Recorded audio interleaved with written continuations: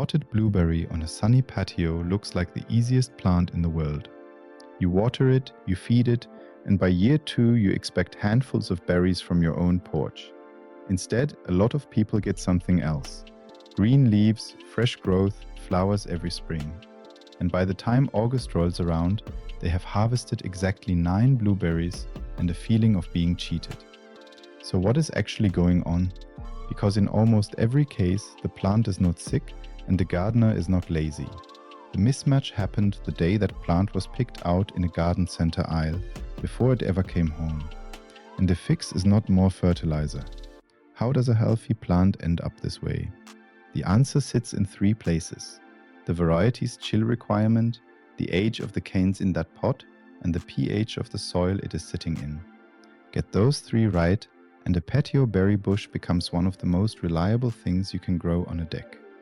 If you enjoy this video, subscribe to Pollinator now. First, the honest part. A berry bush in a pot will rarely outproduce a mature plant in the ground, because the ground gives roots unlimited room and steady moisture. What a pot gives you is control. You can move it into the sun, you can replace the soil completely, and a thorny blackberry cannot take over your yard from inside a container. So the question is not whether potted berries work, they do. The question is why they sometimes don't. And the answer is almost always one of 3 mismatches. The first mismatch is invisible and it happens in winter, while the plant just sits there. Many berry varieties need a certain number of chill hours. That is the amount of winter time they spend below about 45 degrees Fahrenheit.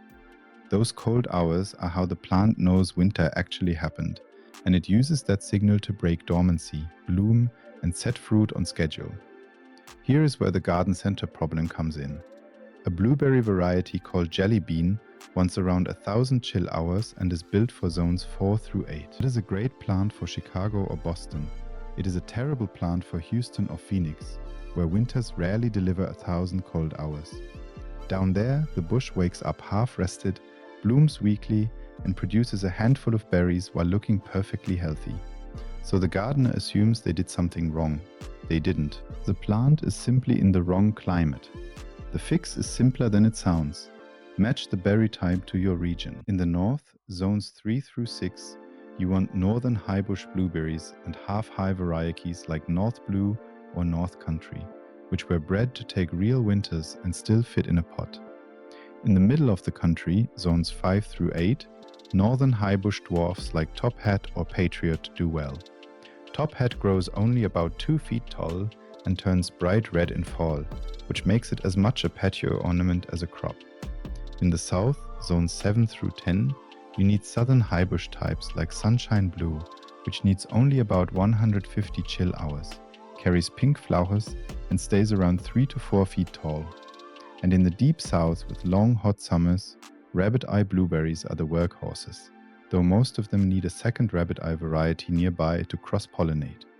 The same rule applies to the other berries. A thornless dwarf raspberry like Raspberry Shortcake is rated for zones 4 through 9 and wants roughly 800 chill hours, so it will thrive in Ohio and struggle in South Florida. A dwarf thornless blackberry like Baby Cakes wants only about 400 chill hours, which is why it handles warm winters better than most raspberries.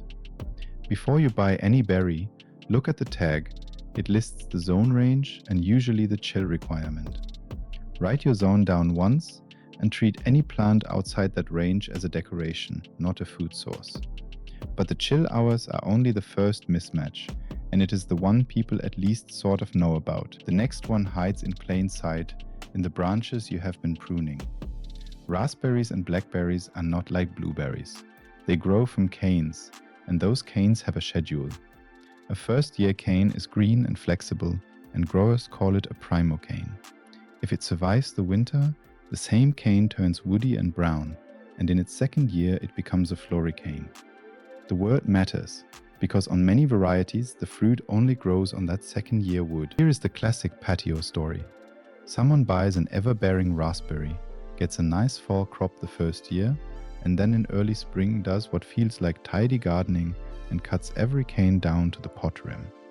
The plant regrows beautifully, all green and healthy, and it produces nothing, because on a summer-bearing raspberry The canes they removed were exactly the wood that would have fruited that summer. The plant is fine.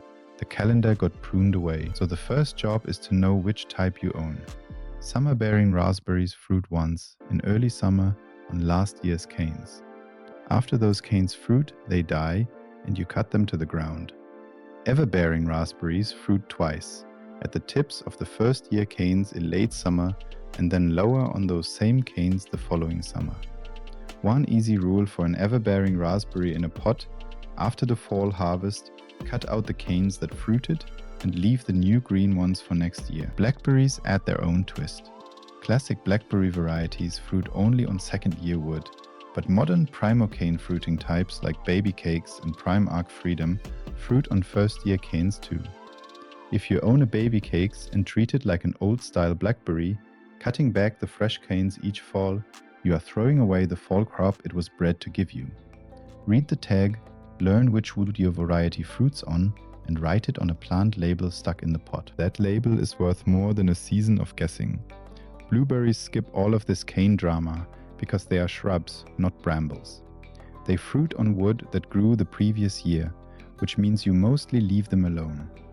In early spring, you remove dead or damaged twigs, maybe a little tired growth in the center, and that is about it.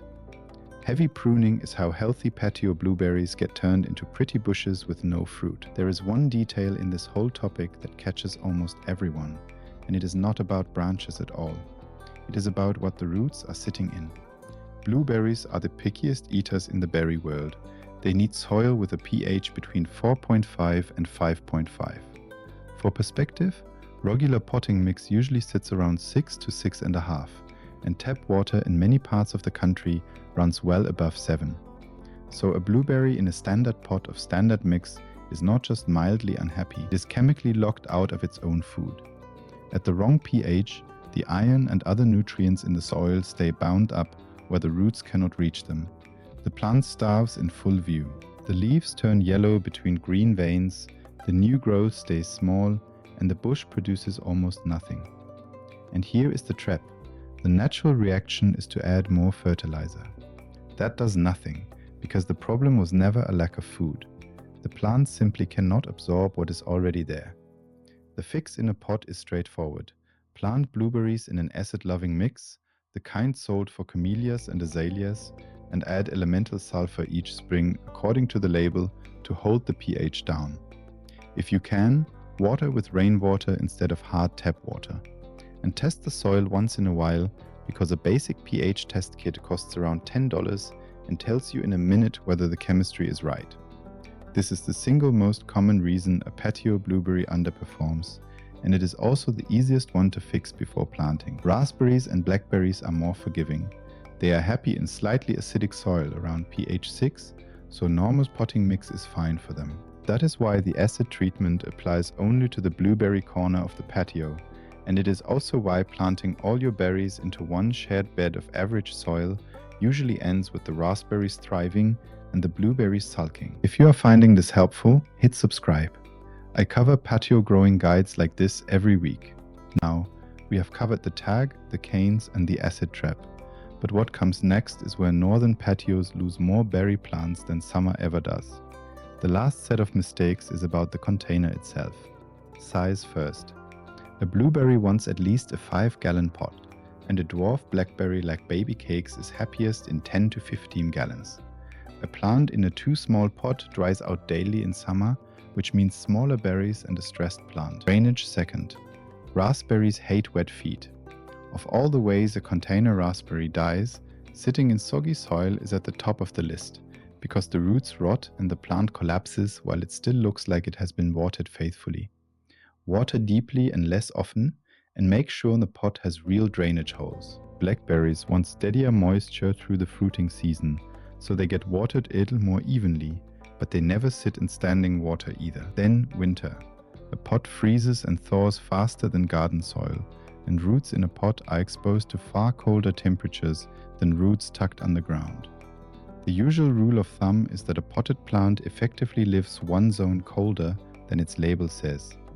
In zones 6 and colder, the safe move is to shift potted berries into an unheated garage or shed after the leaves drop, or at least sink the pot into the ground and pile mulch around it. What you never do is bring them into a warm living room. Berries need their cold rest to set fruit, and a heated room tells the plant winter never happened. It will grow weak and confused instead of fruiting.